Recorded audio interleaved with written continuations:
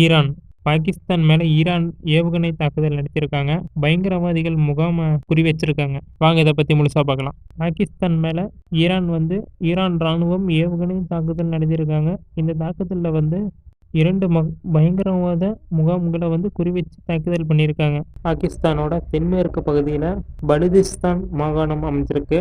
இந்த பலுதிஸ்தான் மாகாணத்திலிருந்து பாகிஸ்தானோட எல்லையில இருக்கு இந்த பலுதிஸ்தான் மாகாணம். இந்த மாகாணத்துக்கு ஆப்போசிட்ல ஈரான், இன்னொரு சைடு ஆப்கானிஸ்தான் இருக்கு.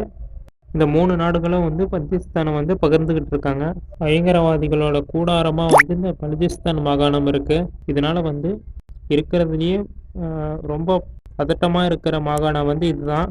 அதிகமா பயங்கரவாதிகள் குழுக்கள் இருக்கிறதுனால பாகிஸ்தான்லயே பலுதிஸ்தான்ல ஈரான் பாகிஸ்தான் எல்லையை ஒட்டி 50 கிலோமீட்டர் தொலைவில் இருக்கிற குர்திஸ்தான் ஈரான் சிறப்பு படையினர் ஏவுகணை தாக்குதல் நடத்தியிருக்காங்க.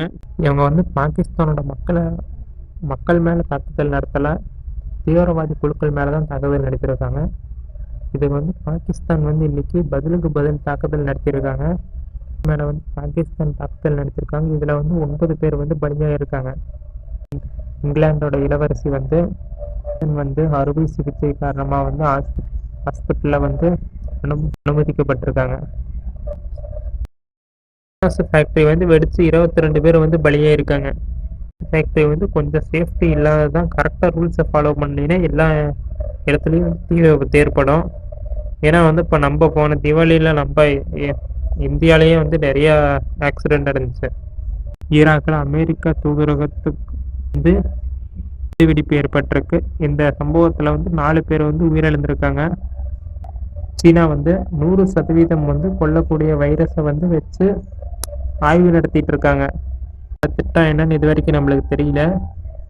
கொரோனாவே சீனால இருந்து தான் ஸ்டார்ட் ஆச்சுன்னு நிறைய பேர் சொல்லிட்டு இருக்காங்க. ஆனா அது இன்னும் அது ஜப்பான் நகர்ல இருந்து அமெரிக்கா சென்று கொண்டிருந்த விமானத்துல ஒரு சம்பவம் நடந்திருக்கு. சம்பவத்தை பத்தி பார்க்கலாம். விமானத்துல என்ன நடந்திருக்குன்னா 159 பயணிகளோட இந்த விமானம் புறப்பட்டிருக்கு. இந்த விமானத்துல இருந்து 55 வயதான ஒரு பயணி இருந்திருக்காரு. இவர் குடிபாதை விமானத்துல இருக்க ஊழியரோட கையை கடிச்சிட்டாரு. இதுதாங்க இந்த விமானத்துல